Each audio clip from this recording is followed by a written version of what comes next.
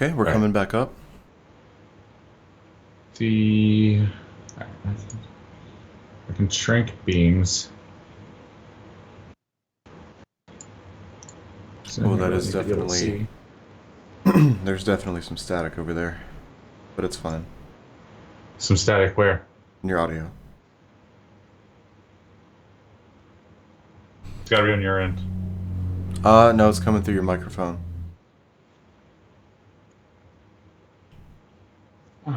Maybe it's my gain. Hey, I wouldn't worry about it. You'll be able to hear it in the playback. I can hear it in my earbud. Okay. Well, looks like we're good on Facebook. Looks like we're good on Twitch. Verified anyway. I'm waiting for Beam and YouTube to come on. Audio level still good? Audio level's fine, yeah. Okay. I turned my Verified gain down so anyway. I'm I waiting for can hear Beam. that got rid of some of the static. Okay. Yeah, we're definitely live on Facebook. I see it myself. Twitch is up. Okay. Beam, however. And YouTube. Need to check on YouTube.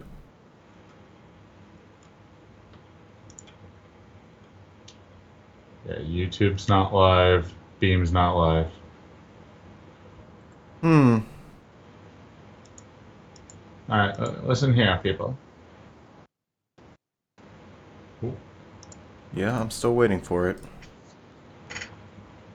I'm gonna try one more time. And if we can't get anything, I guess we go on without them. And then upload. I'd rather not, but Servers auto detect. And sorry. Thought it was already open. you're fine. Yeah, I can't really modify those right now.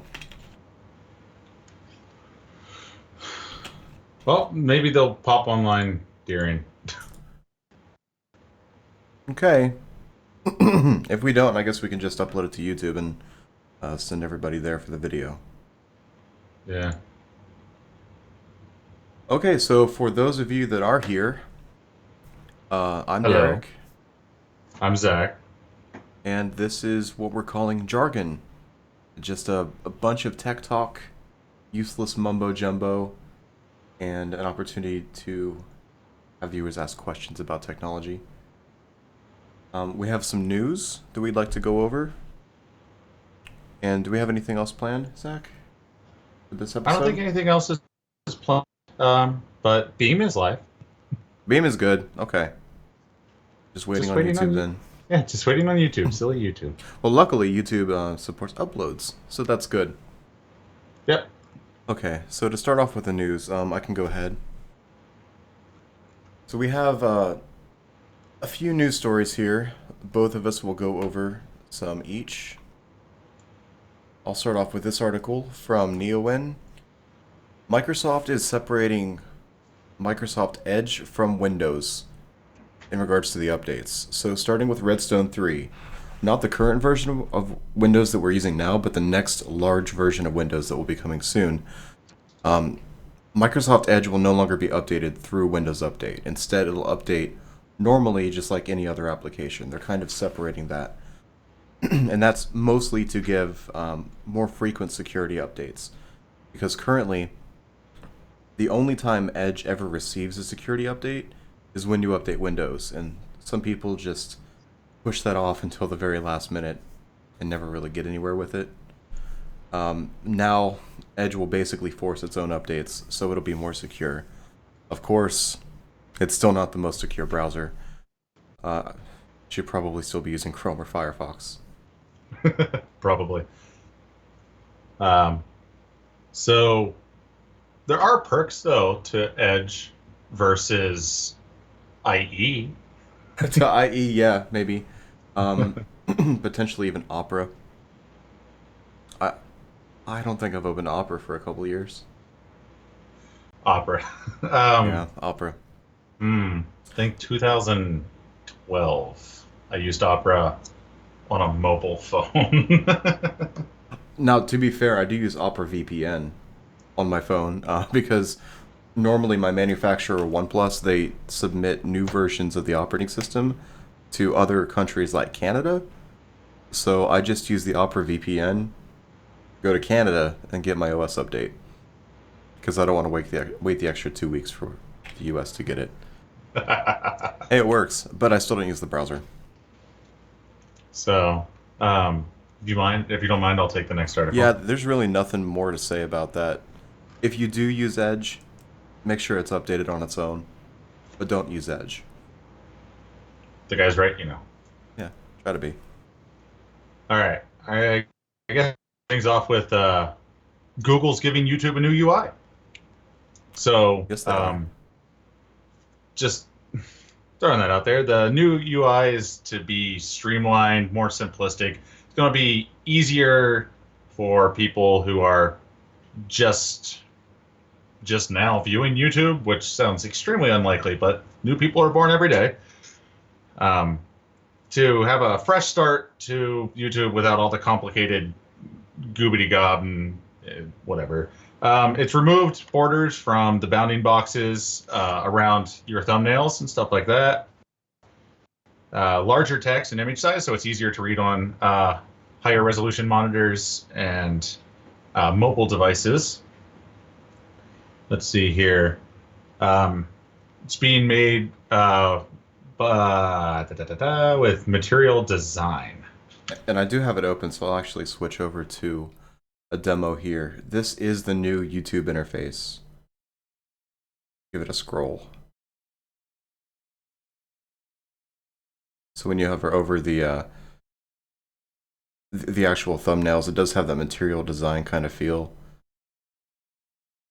Everything's a lot cleaner. This is in the dark mode that I don't believe Zach has mentioned yet.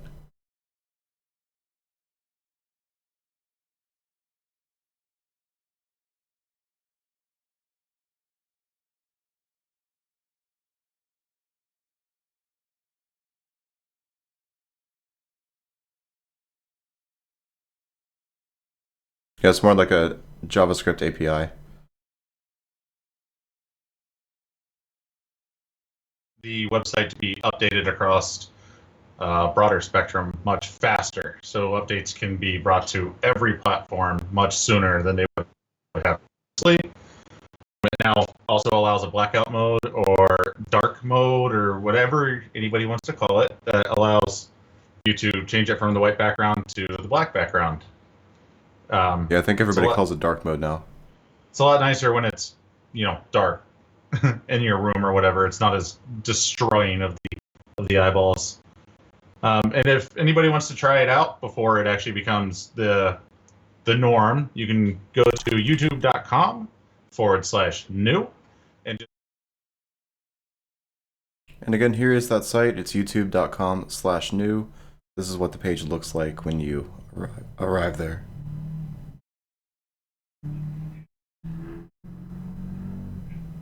There you go. Okay, I'll take it from here. So for my next article, SpaceX actually they plan to launch, a bunch of broadband satellites in 2019. So their end goal is to have over 4,000 broadcast satellites around Earth. The current number I have is 4,425. And yeah, that's a lot of satellites. And the goal for these is to basically enable super fast, super low latency internet around the entire world. So not only will, third world countries get really good internet, basically right off the bat, but the latency could be as low as 25 milliseconds, which is, that's about half what I experience with my cable. The satellites are going to be much lower in orbit than current broadband satellites, and when I say broadband satellites, I'm talking about companies like HughesNet and whoever else DirecTV deals with to get internet out there. DirecTV goes through. Would that be HughesNet? I think it is. Okay. I think they both use. I think they both are.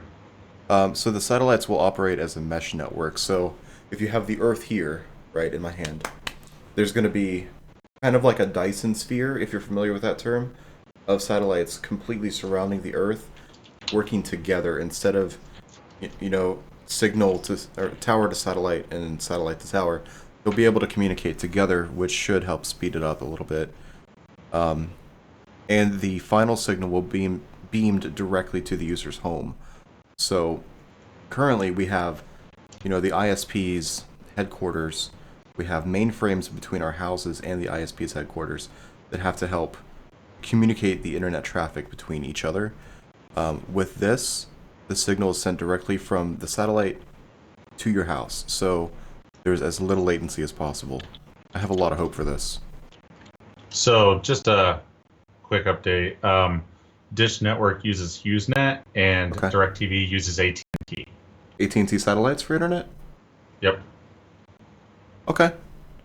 Yeah, I didn't know if they had their own satellite internet. I know they have DSL and Uverse for internet. That's their fiber optic setup. It looks like they, from what I can tell, they actually just use whatever is the most convenient. Mostly AT&T, but they've also been known to use Verizon, HughesNet, CenturyLink, Frontier, Windstream, Exceed, and Cincinnati Bell and Mediacom. Okay. So basically whoever's around, whether it's satellite, DSL, or cable, doesn't matter to them. Exactly. Man, Mediacom, I feel bad for those DirecTV people. Hey, it's not bad. It works for us. We have Mediacom, and it's mostly fine. It's handling this stream right now. So yeah, if As there are soon any as you said issues, as you said that, you're like, it's mostly fine. right? So if there are any issues, Mediacom's half to blame. How's that? Sounds good. Okay. Do you want to cover this whole Intel Kaby Lake issue? Yeah. Yes, I will. Okay. Go ahead with the bad self. All right. So, bad news for Intel fans and good news for AMD as a company. So, Kaby Lake CPUs are drastically overheating with overclocking and using just any sort of standard boost. So really quickly, does that include the standard boost that is in the CPU, like turbo Yes. boost and Yeah. speed step? Yep. Okay, that's interesting. So as of right now, the Kaby Lake processors are jumping to 90 to 100 degrees Celsius when overclocked, which is insanely high. You never want to see those temps. I don't care. I don't care what you're cooling it with. You don't want to see those temps. And it's sad. And the reason being on why it's sad is because Intel's response to the situation was, well, stop overclocking and turn off boosts. That's never a good response for an enthusiast market. Especially when you're selling K variants of processors. Like Intel's K variants were designed and they were sold unlocked, so overclockers could overclock. And for anyone that doesn't know what a K variant is, so if you have a model number for an Intel CPU, it'd be the Intel, for example, i7 7700. That's the model number. And at the end, you could either have a K or no K. If there's a K, that means it is the cores are basically unlocked for overclocking. So you can easily, with a supported motherboard and other components, go in to your browser's BIOS, or I'm sorry, your computer's BIOS, and actually do overclocking. It's much more difficult, if not impossible, to overclock a non-K variant CPU. So, with that said, the Intel charges a premium for these K variant chips. You have to pay more to get the same processor with a K than you do without. And to tell people that spent the extra money to overclock their processors to not overclock their processors is terrible. Some of the sources here. Can you pull up some of the sources, please? Sure, give me one moment. Some of the sources here, they're even, they're talking about the chip's construction and compared to, Skylake, which Kaby Lake's just a Skylake refresh. The actual type of thermal paste that's under the cap.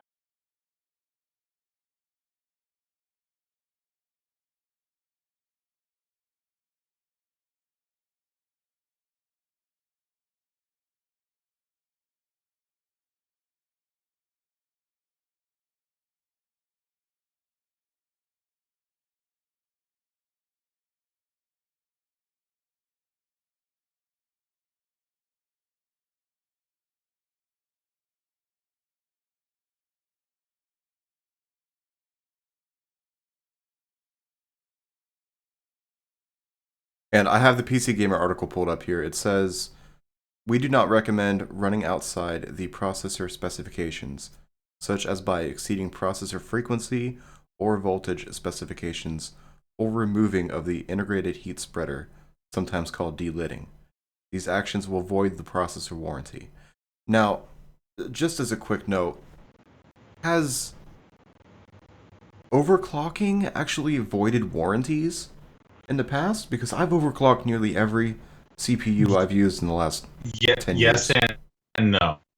Yes and no. On the Intel side of things, there's extended warranties. There's actually an overclocker's warranty you have to purchase with Intel's chips for them to cover that. There's a couple of those articles that talk about it and ways of actually using it, which costs even more money over top of the premium you're paying for the to have protection while you're overclocking the processor that they intended to be overclocked.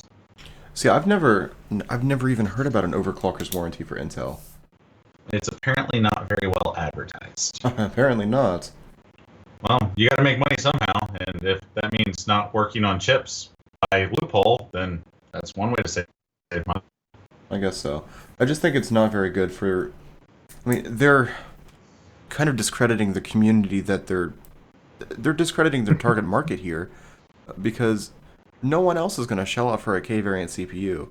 And if you can't overclock a K-variant CPU, why advertise a K-variant CPU? Exactly. Hey, I just want to thank space_muffin63 for following on Beam. We do appreciate that. Spice Muffin 63. How's it going?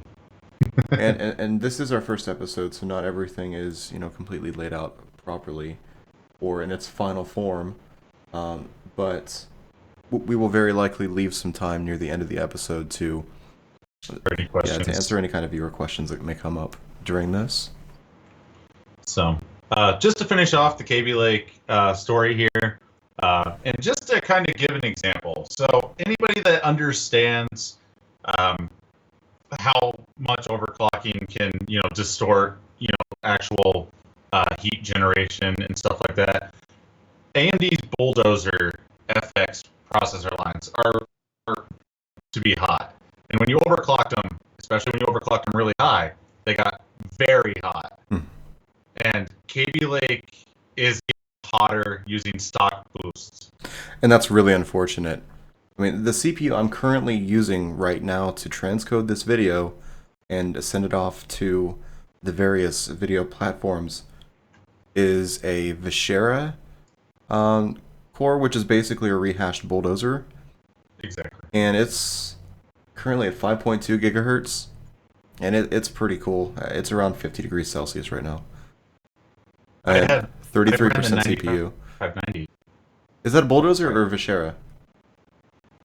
It should be Vishera. We're Vishera. So the Bulldozer architecture were the low number variants. Like and the 4300, 8300. Actually, 4300 was a Vishera. It was like the 4100 and the variants within that mark, the 6100s and those variants. Mm-hmm. And I do believe the early 8000s. None of the 9000 series or the larger number any other series. So I guess to finish the story off then, if you can get a 6700K, just do it. They're cheaper. They're cheaper. There aren't many more differences. The only difference between the KB Lake chips and the Skylake chips was native support for 4K, which Skylake can still do 4K, and native support for HDR, which nobody's using anyway. Get a 10 series GPU. Also, you can run Windows 7. Mic drop. I'm sorry. Mic drop. Mic drop. Okay, I will move right along then. So earlier this week, Microsoft had an education-related conference where they introduced a new version of Windows 10. That version is called Windows 10S. I'm not 100% sure if we know why it's called S, whether it's for school, store, which I'll get to the reason for that in a moment, or what. But it is called Windows 10S for education. It was designed originally for K through 12 education, schools and their IT departments for ease of use. Previously, we had seen rumors about Microsoft releasing a low power, somewhat low performance version of Windows called Windows 10 Cloud. It turns out this is that version of Windows. So the whole point of it is it only runs apps from the Windows Store. So if you have, for example, what's a great one? Notepad++ is a great one. A lot of our kind of target demographic would use that, developers and just enthusiasts. Notepad++ would not run as is on Windows 10S because it's not from the Windows Store. It's a native x86 Windows desktop application. Now, if the developers of Notepad++ submitted it to the Windows Store, then it would work. Currently, if you try to run a non-Windows Store application on Windows 10S, it just says, hey, we can't do this. You can upgrade to Windows 10 Pro to do that. And there is a link to do that through the Windows Store. Who would have guessed? So for computers running Windows 10S, you can upgrade to Pro at any time for $49. However, there is one computer, the Surface laptop, that gets a free upgrade to Pro until December, mind you. Until December, yes. Until December. Do you wanna let's talk about that Surface Pro, shall we? In a moment, I'll get to that. Okay. So before that, I do want to make a couple more quick points. So the whole reasoning behind this is it makes Windows a lot easier to maintain than current versions because malware is almost impossible on this version unless someone actually finds a loophole through the Windows Store, which is it hasn't happened yet to my knowledge. It may happen, but the likelihood is so rare. Yeah, because all the apps are verified once they're submitted to the Windows Store. And again, Windows apps can be ported through something called the Windows Desktop Bridge. That's only going to be useful for developers, really. End users can't have that. And I just want to kind of finish up the Windows 10S by itself on a bit of an opinion piece. I think this is great. I think having a version of Windows 10 that is more stable and secure than those already out there is wonderful, but I worry about it getting out into the public because we've already been through this once. It was called Windows RT. When Microsoft released Windows 8, they released a version for ARM devices called Windows RT. And it didn't run traditional Windows applications. It only ran Windows apps from the store. But the problem was, Sally, for example, would get her computer for college, and it just wouldn't work. It would work with some of the programs, but it wouldn't run Office, not the full desktop Office. It wouldn't run Firefox. It wouldn't run anything she needed to for school. And I feel like it's just going to be another version of that if this gets out into the public, if it gets out of the hands of the IT departments in these organizations. So I think it's great, but it's not ready for public use yet. I honestly fully agree with that. And actually, while you were explaining that, I kind of thought about something too. Like, mostly with Surface that we're about to talk about, but people have done some things, or I guess Microsoft has done some things that I'm not really sure I understand the use for with at least the Surface. So I guess most of us with the Surface. We'll move in. So there's a Surface prototype that was shown in one of the ads. Quick quick description now, however, is that there will be a new Surface laptop running Windows 10s. It'll have free upgrades until December to full Windows 10 Pro.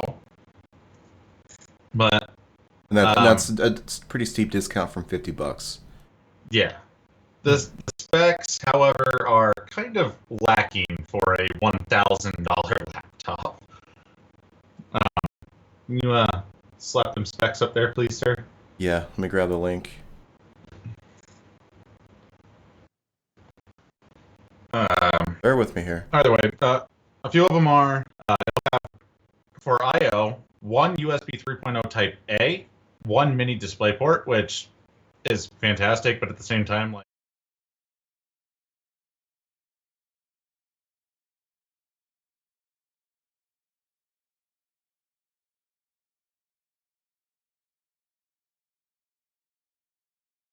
I have the specs here.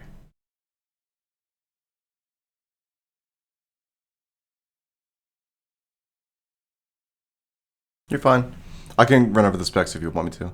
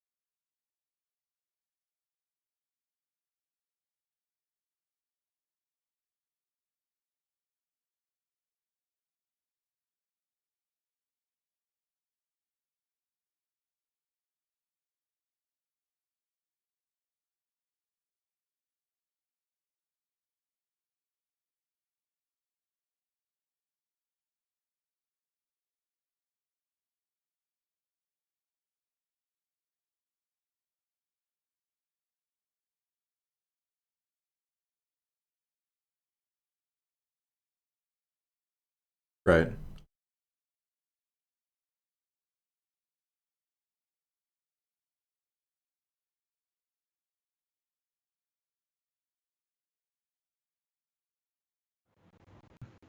I guess what I'm saying is there nothing that's going to be available in the Windows Store, especially for students that are looking to do, that might require high-speed data transfer such as that?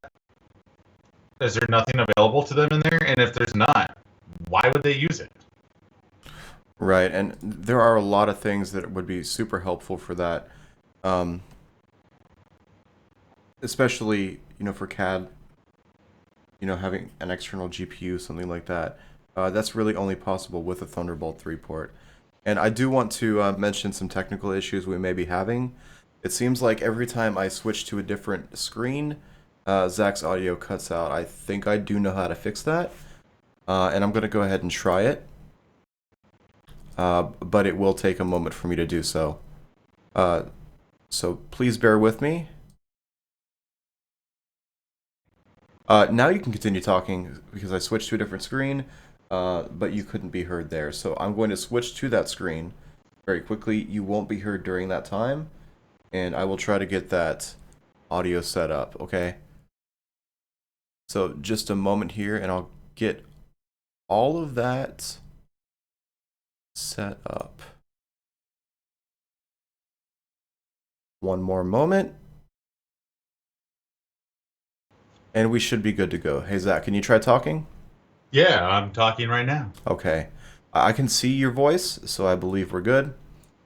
Awesome. I'm guessing it was just forgot to add the channel. Yeah, I just forgot to add the audio channel to the full screen capture. It happens. And we should be good now. Sweet. All right. So the specs were up. You got to see the specs. Yeah, and I can bring this back up now. Yeah. Now you can actually hear Zach saying what they are. Awesome. If you would, please. Yep, it's back up. And while you're waiting for the stream to refresh, I can speed them off if you want me to. Yeah, please, go ahead. Okay. So the Surface laptop is a 13.5-inch notebook, almost a netbook, but not quite a netbook.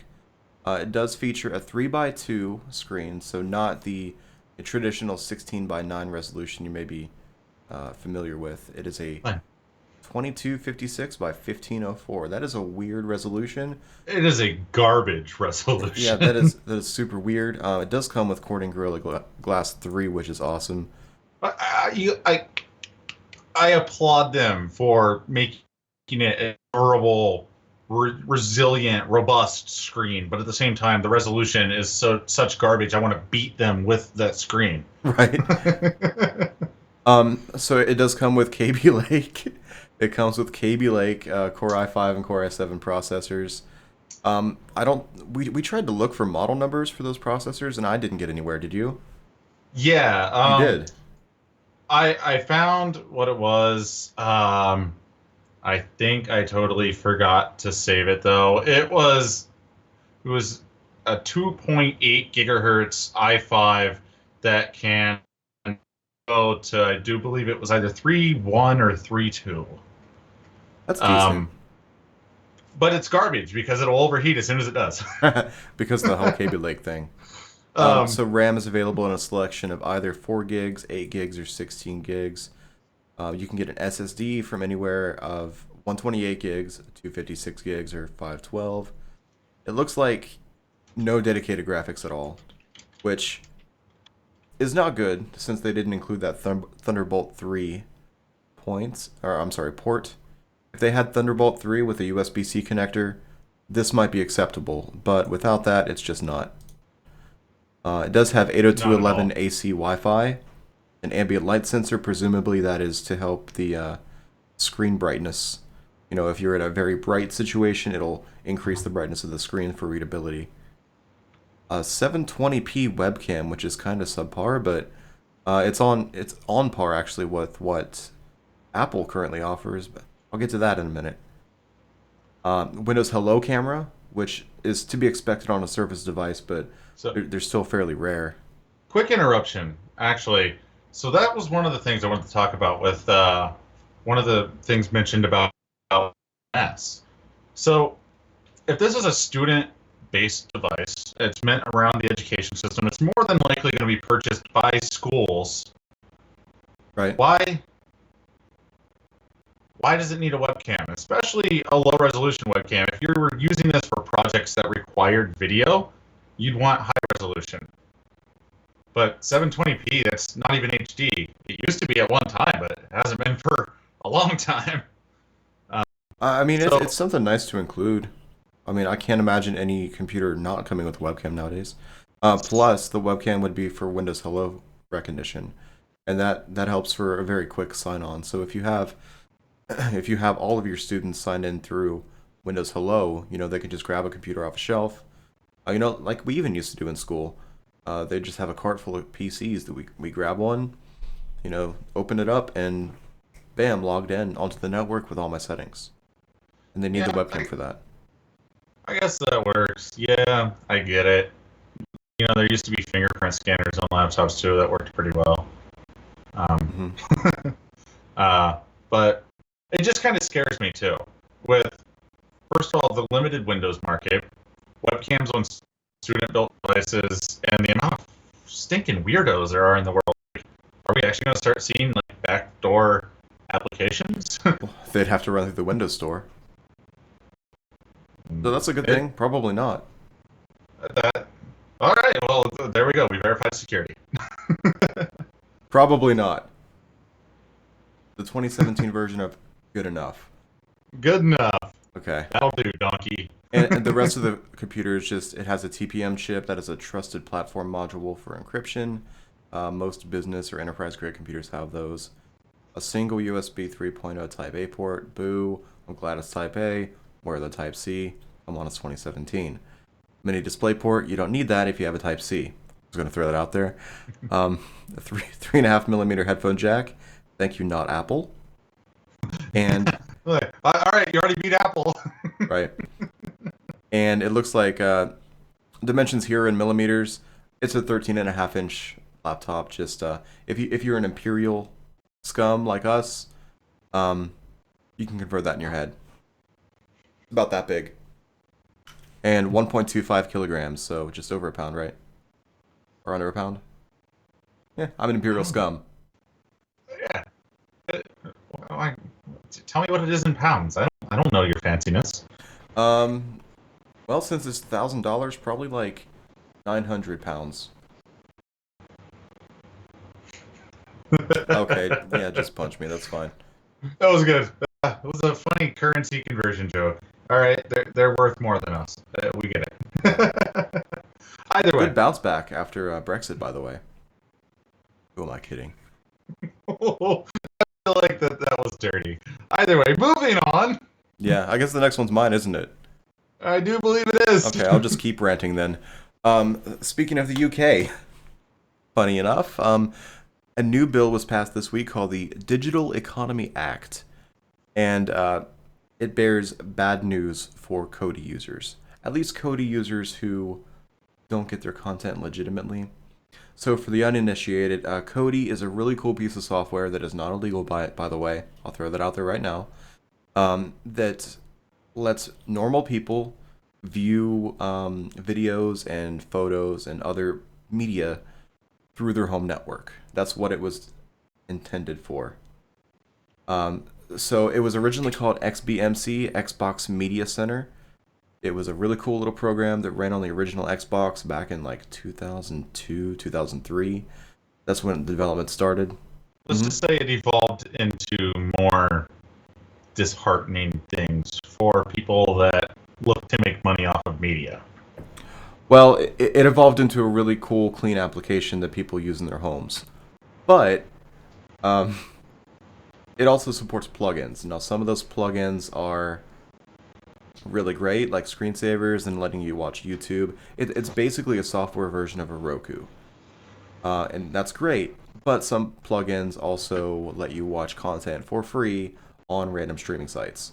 So if you want to watch that episode of Game of Thrones that just aired and you don't have HBO, do it. I mean, you could, in theory, do it like this.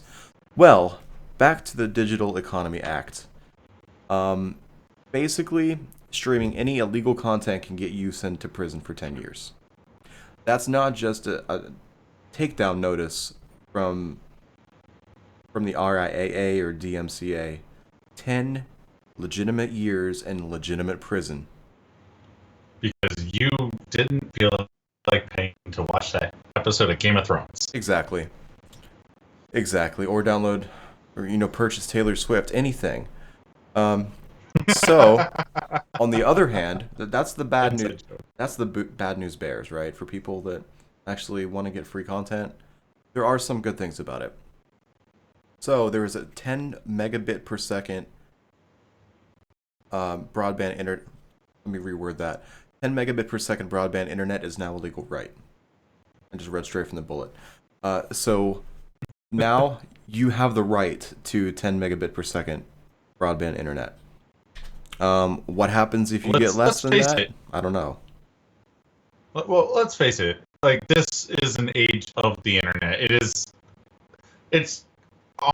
Honestly, it is broken down to be, it is necessary for almost anything to be done. Like, almost all forms of communication nowadays are done somehow through web transfer.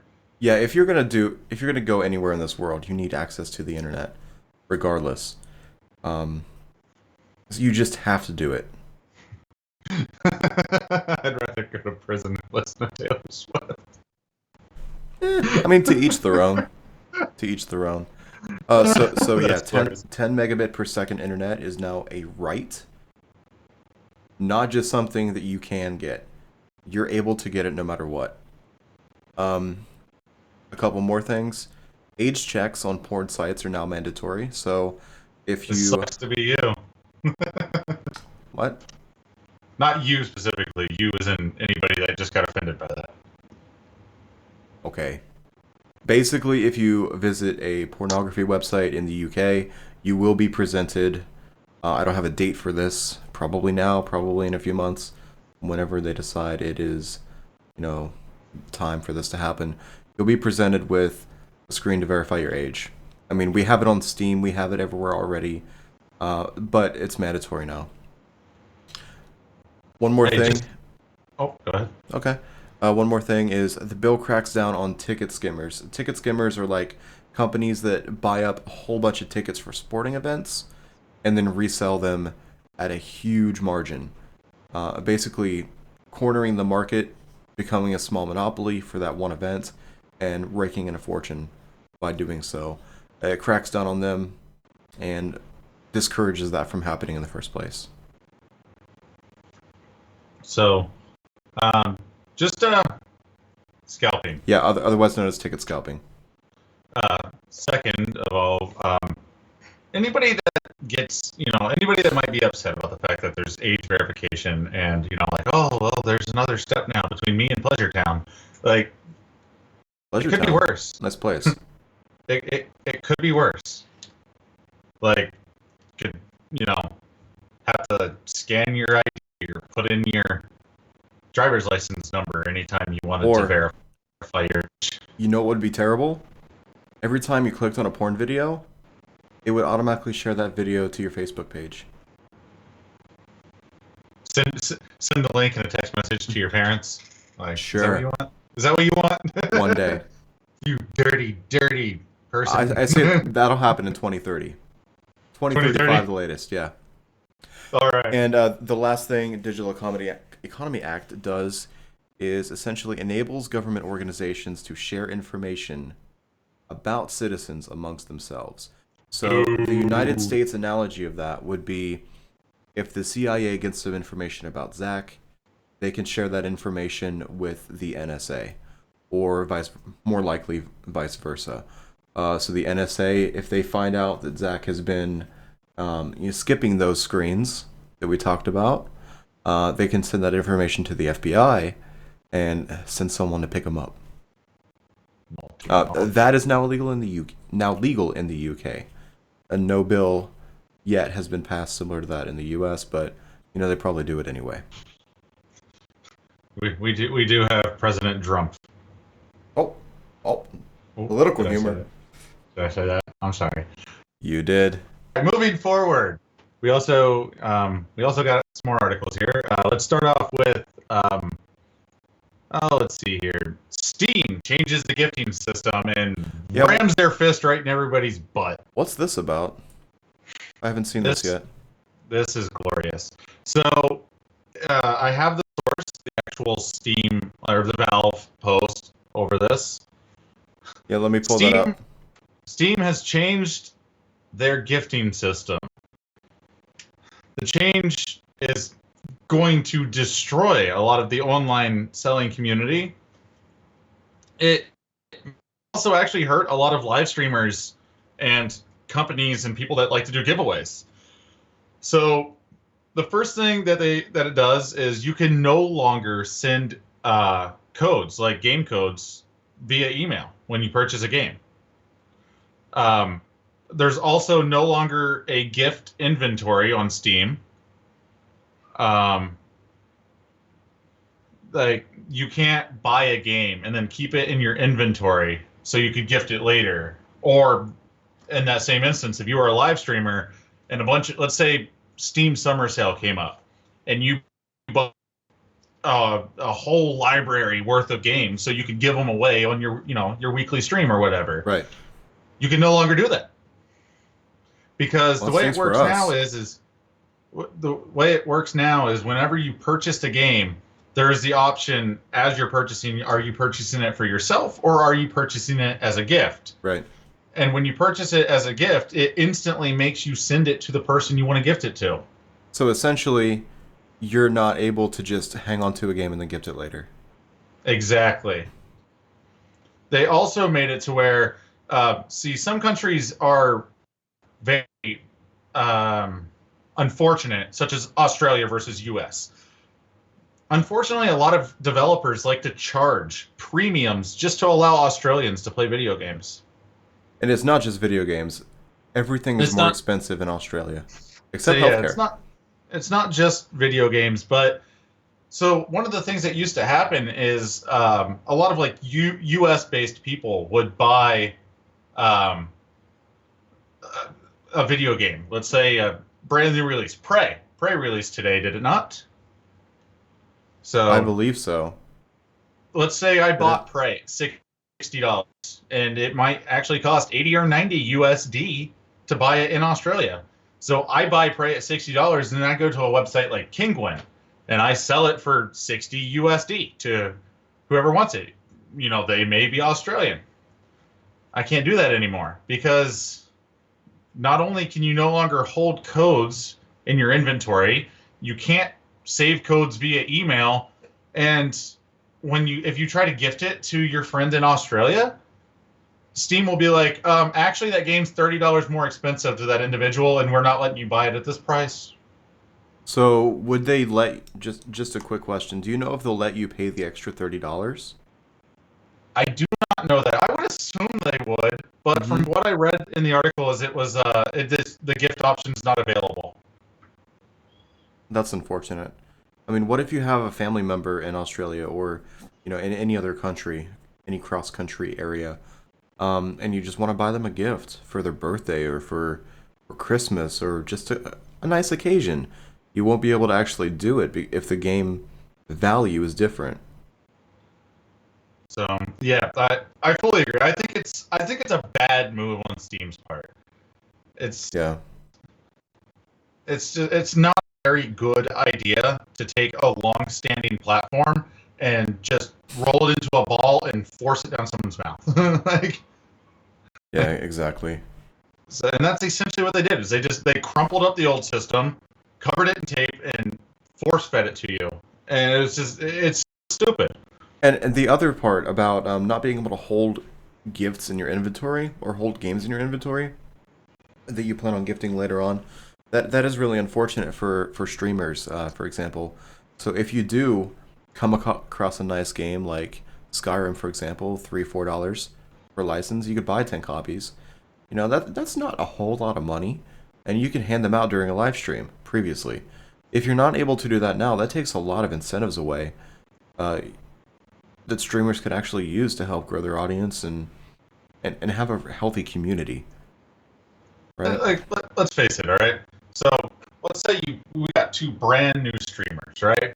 It doesn't matter what platform you're on, Twitch, Beam, YouTube, Facebook, Pornhub. Right. I'm joking about the last one. But you got two brand new streamers, and they're both streaming the same game. And let's say they both actually have the exact same level of quality to their stream. They're both exactly what you would want to watch.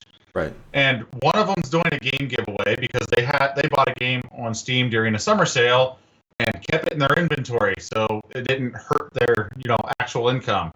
And the other one did not because the new system is in place and they couldn't buy games on sale to them, so they have to pay full price for it. But they want to just give it away. Unfortunately, you're going to be drawn more toward that first person because they have incentives for you. I mean, of course, other qualities would be there, like their personality, just how you feel about people. But, in a vacuum, yeah. If one has free stuff and the other doesn't, where are people going to go? Exactly, yeah. People that already took advantage of this and got their stuff. So, a couple things to keep in mind. All currently owned product keys. So anything that was purchased before the rollout of the new system is not affected by the system. Right. So that's at least a good thing, I guess. That means some websites such as Kinguin will operate for a while longer without needing to spike their prices. Yeah, but for how long, though? That, I don't know. All that depends on how copies the vendor has. Right. But it's depressing, really.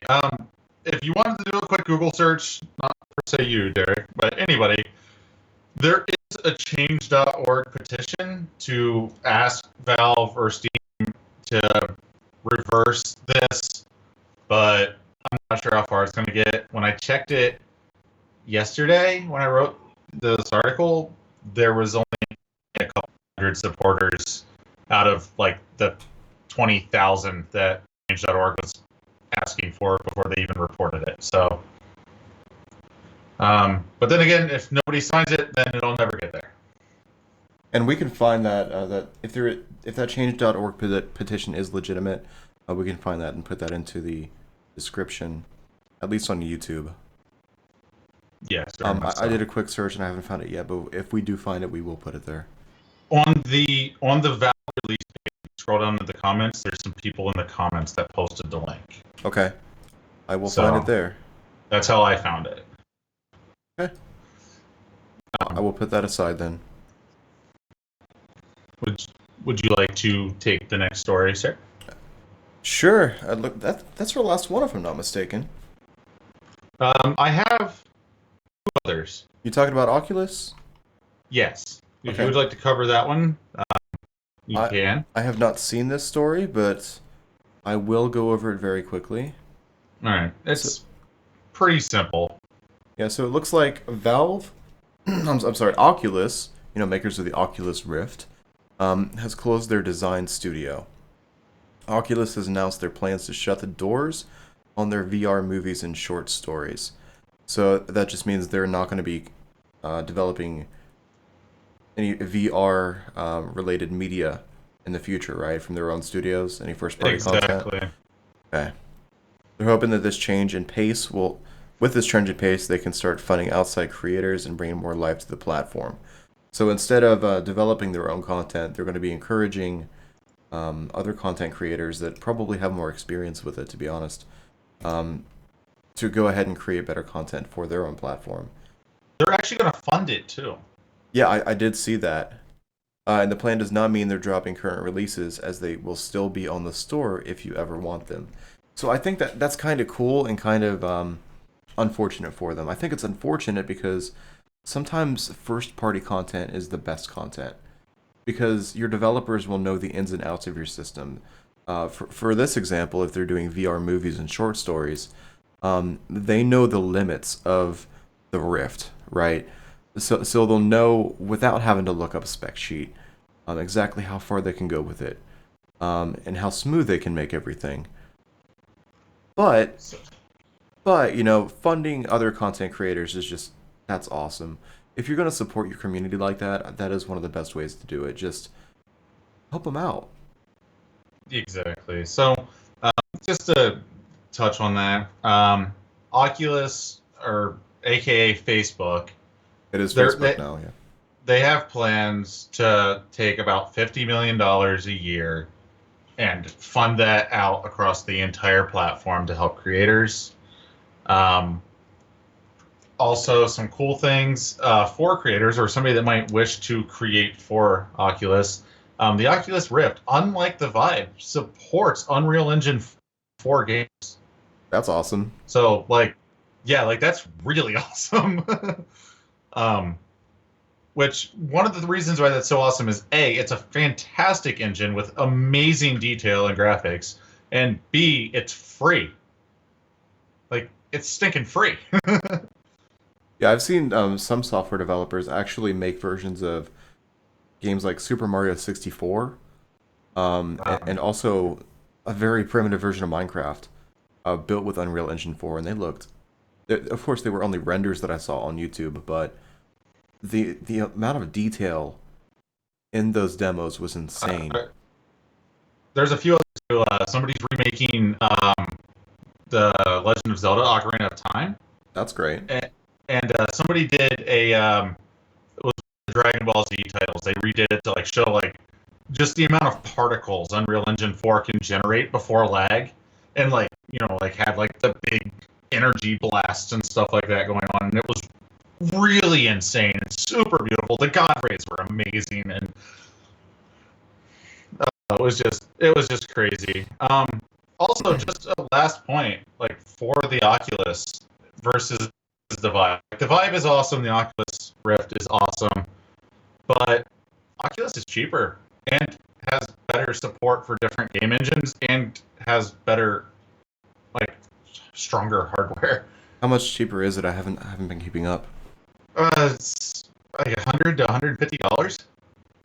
That's substantial. Yeah, that's almost a video card. With that $100, $150. If it's $150, you're $50 shy of an RX 480 or a GTX 1060 roughly. Yeah, that's right. If you can double that money and get up into the $300 range, you could get a GTX 1070 and easily push VR. Like With a supported processor, of course. yes, of course.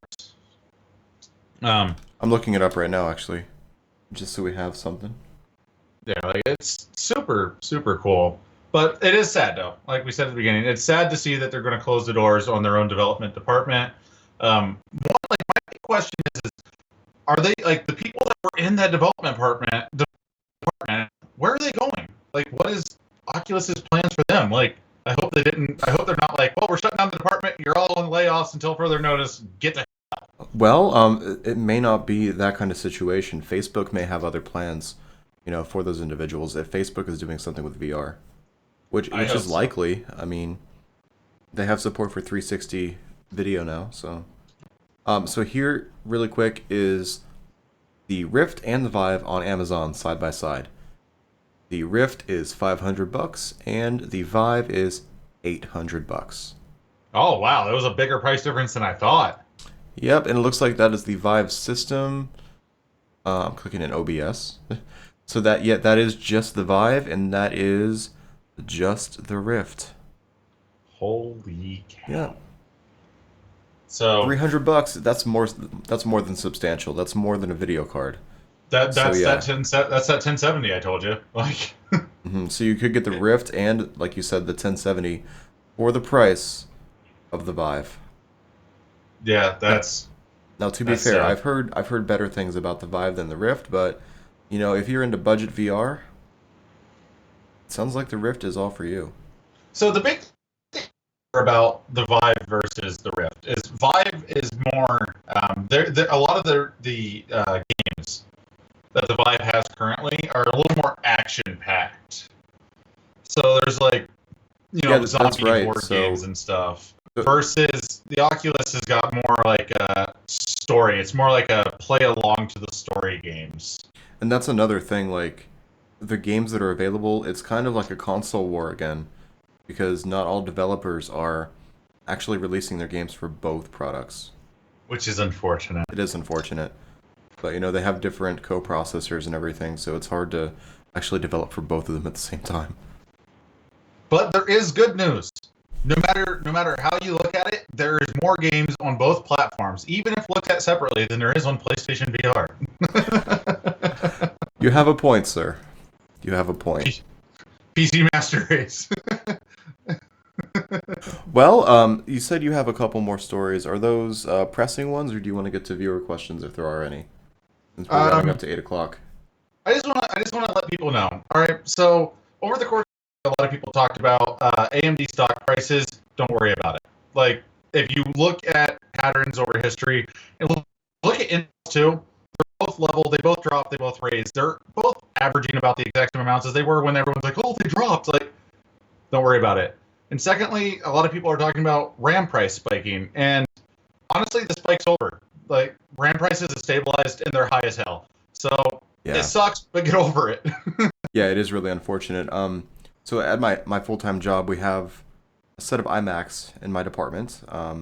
Unfortunately, we do use iMacs.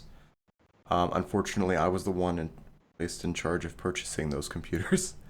I did not do it with a light heart. Anyway, we purchased 16 gig RAM kits for each of those computers, and it was around $40. When we did it, maybe last summer. We just had to buy a new system for a new hire that's coming in. It was over $117 for the same RAM kit. Yeah, I dealt with the same thing. I just built a brand new PC. I just built a brand new PC, and I bought the RAM when I first ordered everything. Yeah. And I gave about $150 or $160 roughly for my RAM kit. And I was going to buy the same RAM kit a couple weeks ago to take it up to, or just to increase the amount of overall memory. And it's over $220 now. Oh, man. Like, holy crap. That's too much. That's video card range. That's CPU range. RAM shouldn't cost that much. Now, a lot of that was caused with an issue with Hynix, right? Wasn't there like Yeah, a Hynix factory that had like power outages or something? there was a Hynix factory that. Well, there's been a couple of issues with Hynix factories. Hmm. A lot of it started back in like 2013. Hynix, essentially, Hynix had a bad press of wafers, Okay, which wafers are the silicon that's cut down to make your modules. correct. And they had a lot of wafers that had inconsistencies and damage actually within the internal press of the wafer, and they'd make the chips and they'd operate, but they wouldn't hold stability. So you could get your 3,000 megahertz memory out of them, but it would only live for a month and a half, and then it would just die, and you'd never recover. Yeah, and that's not good. Obviously, nobody wants Um, nobody wants to remember to live fast and die young. exactly. Another issue was could be. I'm speculating a little bit here. I don't know fully, but there was there were some issues with a Hynix factory, like something about actual like physical damage, like vandalism, or like there was a fire or something. I don't remember the exacts, I but think I remember the fire. It might have been there was arson. there was a lot of damage done to the new shipments of wafers that were brought in to make the brand new chips. Like they lost, it was like close to $80 billion worth of silicon, and that's a no go. Like you're talking like Hynix builds the chips that Samsung refines, and when Samsung refines these chips, they get put into Corsair memory, Hmm. they get put into Kingston memory, They get put put into directly into smartphones. Like the every single Apple iPhone, if I'm not mistaken, has contained Samsung memory. yeah. This probably has Samsung memory in it. Any phone that has internal storage Yeah, that would like any sort of internal storage that's put on the same type of chip. It just has a different controller. right. It's yeah, it was bad news. That's why cell phones went up in cost. It's why video cards went up in cost. It's why RAM itself went up in price. It was just terrible. It's terrible all around. But Um, the thing is with RAM, you have a whole lot of those chips, very densely packed together. So exactly. so in order to get those chips, you need to get them from somewhere. You need to get them eventually from Hynix. When you're buying a video card that has 4 gigs of RAM versus buying a RAM that's 32 or 64 gigs of RAM, there's gonna be a price difference. Quite a bit. Oh, and one last story, and I'll cover it quickly. I wrote a really big article over it, but I'm gonna cover it really quickly. And that's Vega. old news, but that's Vega. There was some leaked benchmarks over Vega showing like it was a oh geez, let me go through here. It was a time spy benchmark, and it linked back to a Vega number, something or other. Essentially, it showed it pushing really, really, pardon my French, shitty results, and it's really sad. I'm just gonna say right now, one, it was done using a generic Windows driver, not even like an early alpha build AMD driver.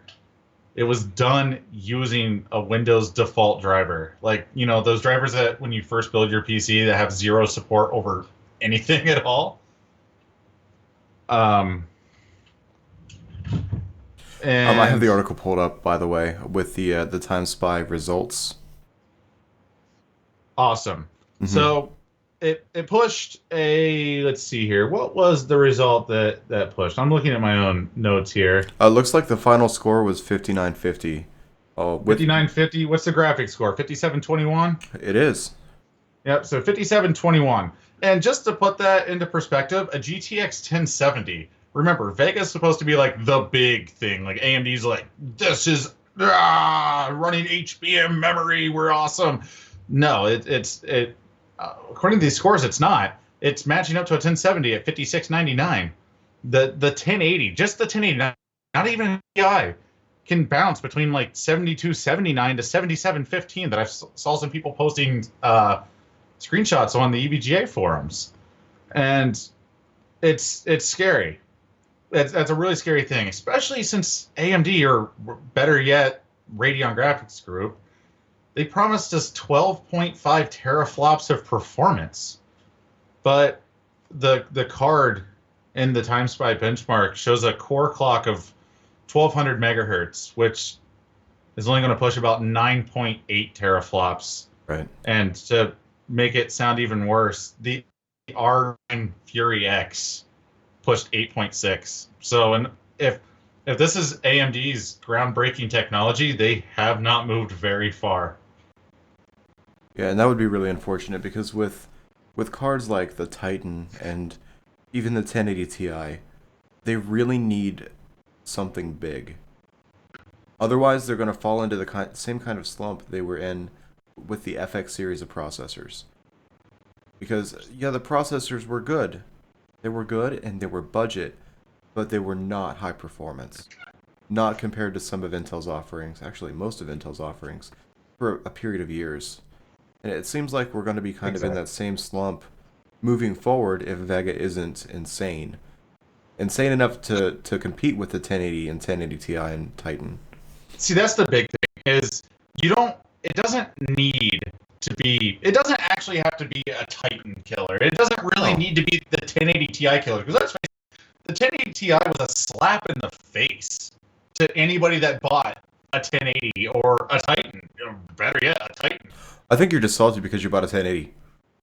Honestly, not really, because the card performs really well. It's just to the fact that the TI came out at a very marginal price increase, boasting better performance than the actual Titan that they released, and then they released a new Titan at the same price. Like, Nvidia slapped people around, and it was bad. Like, I'm not gonna lie. If I had purchased a Titan or a 1080 previous to those two releases, I would have been salty, and I would have been kind of butthurt about it because that's a lot of money.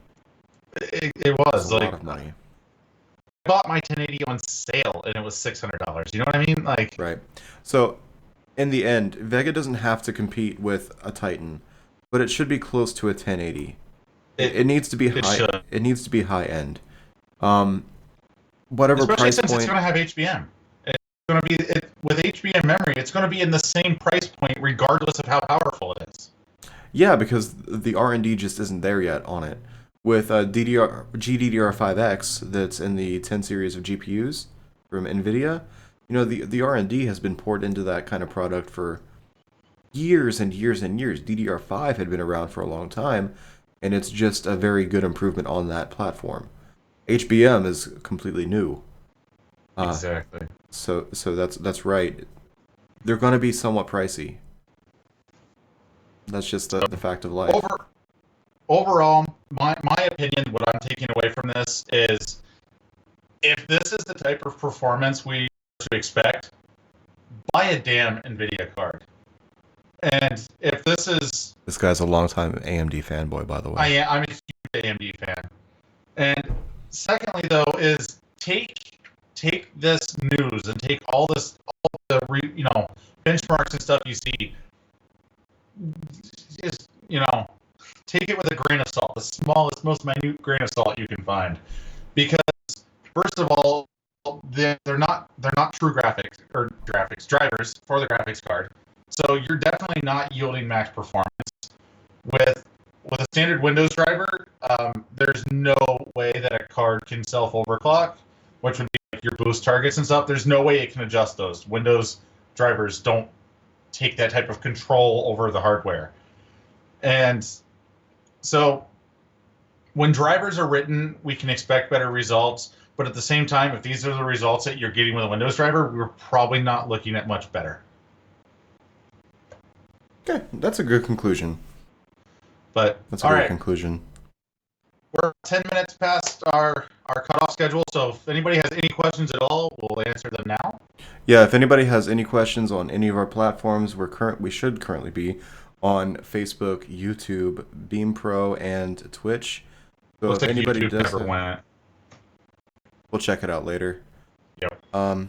But if anybody does have any viewer questions, we'd be happy to answer them. Otherwise, and we'll give you guys a couple minutes.